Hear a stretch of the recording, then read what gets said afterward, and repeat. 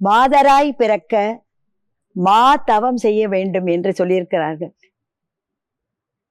அது எதனால சொன்னாங்க அப்படின்னா, ஒரு பெண்மணியினுடைய ஒரு ஆற்றல், அறிவு, திறமை, தன்னம்பிக்கை, இப்படி ஒரு ரோல் மாடலா அவங்க ஜெயலலிதா அவர்கள் இருந்திருக்காங்க. அதுக்காகத்தான் அப்பவே பாடிட்டாங்களோ என்னமோ தெரியல. ரொம்ப பெருமையா இருக்கு. ஏன்னா அவங்களோட நான் சினிமா உலகத்துல நான் பயணிச்சது ரொம்ப சந்தோஷமான நாட்கள். அது என்னால எப்பவுமே மறக்க முடியாது. ஆனா நான் சைல்டு ஆர்டிஸ்டா இருந்து முதல்ல அவங்க அம்மாவோட சில படங்கள் நான் நடிச்சிருக்கேன். அதுல முக்கியமான படம் மாயா பஜார் கூட. அதுக்கப்புறமும் அவங்க நடிக்க போறாங்கன்னு எனக்கு தெரியாது. ஏன்னா நானே ரொம்ப சின்ன வயசு. அப்புறம் போக போக அவங்க அறிமுகமான உடனே அவங்களோடய நடிக்கிற வாய்ப்பு எனக்கு கிடைச்சிது.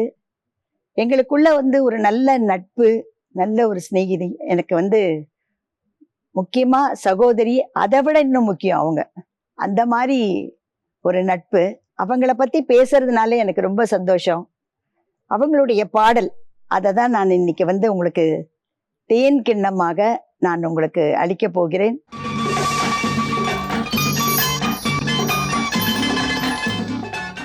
உங்களுக்கு ஒரு நல்ல பாட்டு. ஏன்னா இவ்வளவு நேரம் அவங்கள பத்தி சொன்னேன்ல, அதுக்கு தான் ஒரு முக்கியமான பாட்டு. சவாலே சமாளி, ரொம்ப பொருத்தமான பேரு. அதுல சிட்டுக்குருவிக்கு என்ன கட்டுப்பாடு, அதுல பார்க்கும்போது நிஜமா கரெக்டான அவங்க வயசு. அந்த வயசுக்கு ஏத்த மாதிரி அந்த ரொம்ப, ஏன்னா அவங்க எங்கேயோ படிச்சுட்டு கிராமத்துல இல்லை, அங்க வருவாங்கல்ல அவங்க. ஸோ அந்த இதில் ஜாலியாக அந்த கிராமத்தினுடைய சூழ்நிலையை ரொம்ப அழகாக அவங்க ரசித்து அந்த பாடல் இருக்கும். ஸோ அந்த இதில் அவங்க அழகான ஒரு இது, அந்த சிட்டுக்குருவிக்கு என்ன கட்டுப்பாடு, அந்த பாட்டில் அவங்க மூமெண்ட்டும் சரி ரொம்ப அழகாக இருக்குது. நீங்களும் பாருங்க.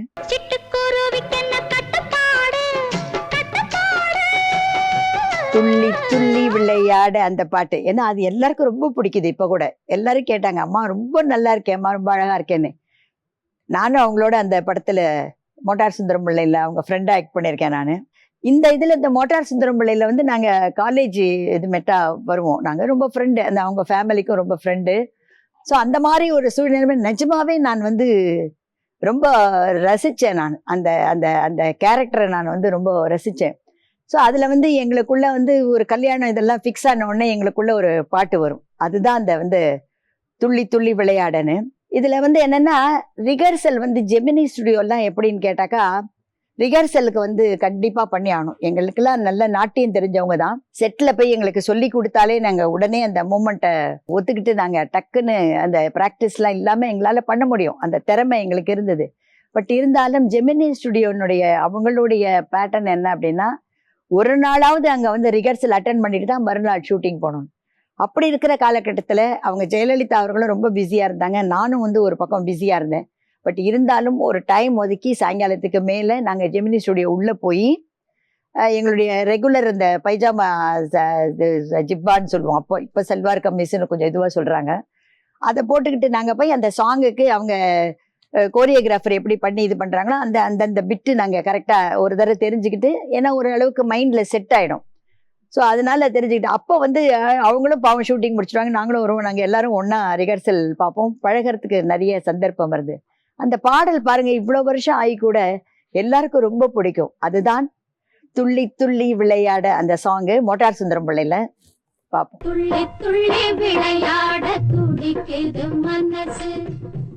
ஆதி பராசக்தி ஏன் இந்த பாடல் அப்படின்னு சொன்னா, அந்த காஸ்டியூம் அவங்களுக்கு எல்லா காஸ்டியூமே அவங்களுக்கு சூட் ஆகும். அதாவது ரொம்ப பேருக்கு இது பண்ணா ஓகே அப்படின்ற மாதிரி இருக்கும், இன்னொன்று தான் ரொம்ப பர்ஃபெக்டா இருக்கு அப்படின்ற மாதிரி இருக்கும். அவங்களுக்கு அப்படி இல்லவே இல்லை. சாரி கட்டி சும்மா தலை பின்னல் போட்டாலும் அது ஒரு விதமா அழகா இருக்கும்.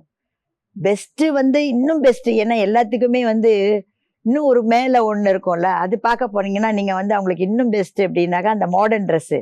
பட் காஸ்டியூமில் இதில் ரொம்ப அழகாக பண்ணியிருப்பாங்க. அந்த வருகவே வருகவேன்ற அந்த சாங்கு எனக்கு ரொம்ப பிடிக்கும். நாங்கள் முன்னாடிலாம் எங்களுக்கு ஒரு விஷயம் என்ன அப்படின்னு கேட்டால், இந்த ஸ்டுடியோன்னு ஒண்ணு இருந்ததுனால எங்களுக்கு நாங்க அந்த படத்துல இல்லைன்னாலும் கூட பக்கத்துல இன்னொரு ஃப்ளோர்ல நாங்க இன்னொரு படம் ஆக்ட் பண்ணிட்டு இருப்போம். அப்போ வந்து பேசிப்போம் எல்லாரும். இல்லைன்னா மேக்கப் ரூம்ல தெரியும், இல்லைன்னா வெளியில ஒருத்தருக்கு ஒருத்தர் இப்படி பார்க்கும் பொழுது நடமாடும் பொழுது தெரியும், இவங்க அந்த ஃப்ளோருக்கு வந்திருக்காங்க, இவங்க அந்த ஃப்ளோருக்கு வந்திருக்காங்க அப்படின்னும் பொழுது கூட இருக்கிற காஸ்டியூம் இவங்களோ எங்க அசிஸ்டன்ஸோ எல்லாரும் சொல்லுவாங்க, இன்னைக்கு ஜெயலலிதா அம்மானுடைய சாங் தான் இன்னைக்கு ஆதிபராசக்தி ஷூட்டிங் நடக்குதுன்னாங்க. எனக்கு ஷார்ட் இல்லை அப்படின்னா நேரம் நான் அங்க போயிடுவேன். ஸோ அந்த மாதிரி நான் நேரடியாவே நான் கற்பகம் ஸ்டுடியோல பார்த்த பாட்டு இது, இந்த வருக வருகவே. அதனாலதான் எனக்கு அந்த பாட்டை பார்க்கணும்னு ஆசையா இருக்கு. பாருங்க,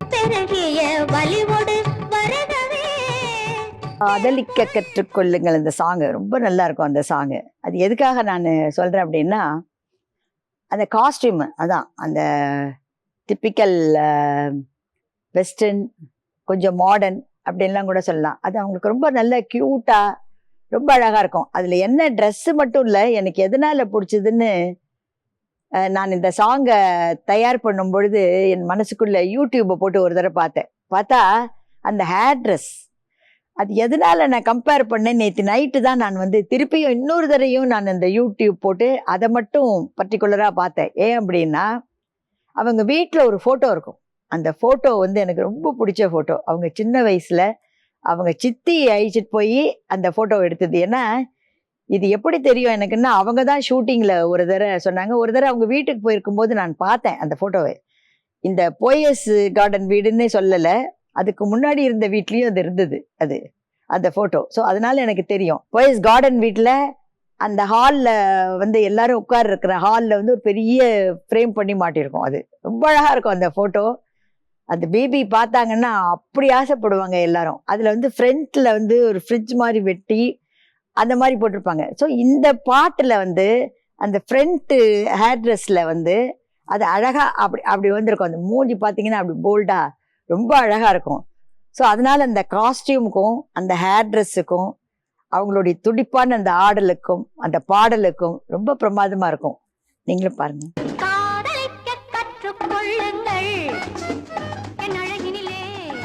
இவ்வளோ படம் சொல்லிட்டு அந்த முக்கியமான படம் எப்படி சொல்லாமல் இருக்க முடியும், ஆயிரத்தில் ஒருவன். அதில் அவங்களுக்கு வந்து ரொம்ப சின்ன வயசு, அப்போ தானே வெந்நீர் ஆடையெல்லாம் முடிச்சு உடனே அடுத்தடுத்து உடனே கிடைச்ச படம் அது.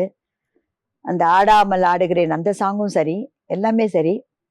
ஆனால் இது எதுக்காக இந்த நாணமோ ஏன் போடுறேன் அப்படின்னா, அந்த காஸ்டியூமில் வந்து புரட்சி தலைவரும் சரி, ஜெயலலிதா அவர்களும் சரி, அவ்வளோ நல்லா இருக்கும். நல்ல டியூனு. அந்த நாணம், அதாவது அந்த லவ் பண்ணதோ இல்லை ஒரு புதுசாக கல்யாணம் ஆகி வந்து ஒரு முதல்ல தன்னை தொடும் பொழுது என்ன மாதிரின்றது ஒரு ரொம்ப அழகாக காமிச்சாங்க அந்த எக்ஸ்பிரஷன். ஸோ அதனால தான் நான் வந்து இந்த பாடலை செலக்ட் பண்ணேன். நான்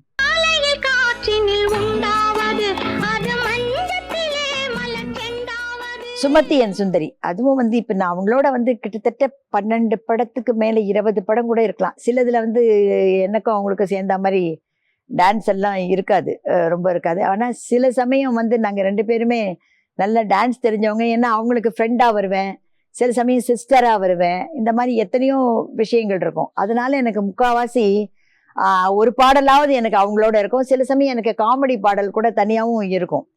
இந்த கல்யாண மேடையில் வந்து இந்த சாங் வந்து சுமதி என் சுந்தரி இல்லை, இன்னொரு சாங் இருக்கு, அது நானும் அவங்களும் பண்ண சாங்கு. அதை விட எனக்கு வந்து ரொம்ப பிடிச்ச சாங் இந்த கல்யாண மேடையில் அந்த சாங். அதில் வந்து ஐயர நல்லா இருக்கும் அந்த சாங். அது அநேகமாக அதில் சாரி தான் கட்டிருக்காங்கன்னு நான் நினைக்கிறேன். ஏன்னா சாரி கட்டி ஆடுறது வந்து கொஞ்சம் கஷ்டம் எங்களுக்கு, வந்து இது முடியாது. ஏதாவது ஒரு நல்ல மூமெண்ட் கொடுத்துருவாங்க. அந்த நல்ல மூமெண்ட்டை வந்து நாங்கள் சாரி கட்டிட்டு வந்து காலில் வேற அவங்க வந்து ஷூ போட்டிருந்தாங்களா இல்லைன்னு தெரியல, ஆனால் வீட்டுக்குள்ளே இருக்கிற சாங்குன்னு நினைக்கிறேன். ஸோ அதனால இந்த சாரி வந்து அழகாக இப்படி அப்படி ஒரு இதுவாகாமல் அவங்கக்கிட்ட அதான் ஒன்று. என்னதான் இப்போ எங்களுக்கு கூட சில சமயம் 1-2 மிஸ் ஆகும், அவங்க அது ரொம்ப கரெக்டாக ரொம்ப அழகாக அதை மேனேஜ் பண்ணி பண்ணுவாங்க. ஸோ அந்த மாதிரி பண்ண சாங்கு தான் இது, இந்த கல்யாண மேடையில் சாங்கு.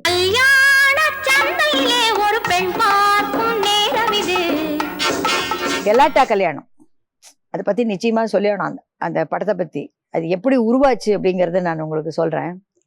அந்த வார் டைம் அப்போது அந்த படம் எடுக்கிறதுக்கு முன்னாடி அதுக்கு வந்து ஃபண்டு ரைஸ் பண்ணும்படியான ஒரு இதில் வந்து கேட்டாங்க. அந்த மாதிரி ஃபண்ட் ரைஸ் பண்ணி அந்த வார் இவங்களுக்கு வந்து கொடுக்கணும் அவங்களுக்கெல்லாம் அப்படின்னு சொல்லி கேட்டாங்க. சரின்னு சொன்னோடனே அதுக்கு என்ன பண்ணாரு, ஸ்ரீதர் அவர்கள்கிட்ட வந்து சொல்லி வந்து எல்லா ஆர்டிஸ்ட்டும், ஏன்னா மியூசிக் இருந்தது, ஏன்னா அப்போ பாப்புலராக இருந்ததுல வந்து எம்எஸ் விஸ்வநாதன் அவர்கள் இல்லையா. ஸோ அதனால அப்போ இருந்த ஆர்டிஸ்ட் எல்லாருமே யார் யார் இருந்தாங்களோ எல்லாரையுமே கூப்பிட்டு எல்லாரும் முடிஞ்ச வரைக்கும் ஏன்னா எல்லாரையும் தனித்தனியாக கூப்பிட்டு ஒன்றும் பண்ண சொல்ல முடியாது. ஒரு ஸ்கிட் மாதிரி பண்ணாக்கா ஒரு 10 பேர் அட்லீஸ்ட் வந்து கேட்கணும். அதில் சிவாஜி அண்ணன் தான் மெயினாக சொன்னார், ரைட் அவங்க சொல்கிறது கரெக்டு, நம்ம அதே மாதிரி பண்ணுவோம் அப்படின்னு சொல்லி ஸ்ரீதரை கூப்பிட்டு ஒரு காமெடி ஸ்கிட் பண்ணால் நல்லாயிருக்கும் ஏதாவது ஒரு இது சொல்லி, ஸ்ரீதரும் சித்ராலயா கோபு அவர்களும் என்ன பண்ணாங்க, சட்டுன்னு ஒரு இது பண்ணி எங்களெல்லாம் வேற வர சொல்லியிருந்தாங்க. எதுக்காக பண்ண போகிறோம், இந்த இது பண்ணணும் அப்படி. இது மட்டும் இந்த சென்னையில் மட்டும் இல்லை, வெளியூர்கள்லாம் போனோம். நாங்கள் நிறைய இடத்துக்கு போனோம். முக்கியமான நகரமான கோயம்புத்தூர், மதுரை, திருச்சி, அந்த மாதிரி ரொம்ப திருநெல்வேலி, அந்த மாதிரி ரொம்ப முக்கியமான இடத்துல போய் ஒரு பெரிய ஓப்பன் கிரவுண்டில் வந்து பண்ணால் ரொம்ப நல்லாயிருக்கும். ஏன்னா மக்கள் நிறைய வந்து அந்த ஃபண்டு கலெக்ட் பண்ணுறதுக்கு டிக்கெட் போட்டிருந்தாங்க இல்லையா, அதனால அப்படின்னு சொல்லி பயங்கரமான வந்து அந்த கல்லாட்டா கல்யாணம் அந்த இது வந்து ஸ்கிட்டு வந்து பயங்கர பாப்புலர் ஆயிடுது. அதுக்கப்புறம் வந்து சிவாஜி அண்ணன் வந்து என்ன சொன்னார், இதை ஏன் படமாக எடுக்கக்கூடாது அப்படின்னு சொல்லி தான் என்ன இவ்வளோ பிரமாதமாக மக்கள் இதில் இப்போ நேரடியாக, ஏன்னா அந்த நாடகமோ டான்ஸோ நீங்கள் நேரடியாக உடனே அப்போவே நமக்கு தெரிஞ்சிடும் ரிசல்ட் என்னன்னு, என்ன ரசிக்கிறாங்க என்னன்றது. அதுதான் நாடகத்தினுடைய அனுபவம் அது.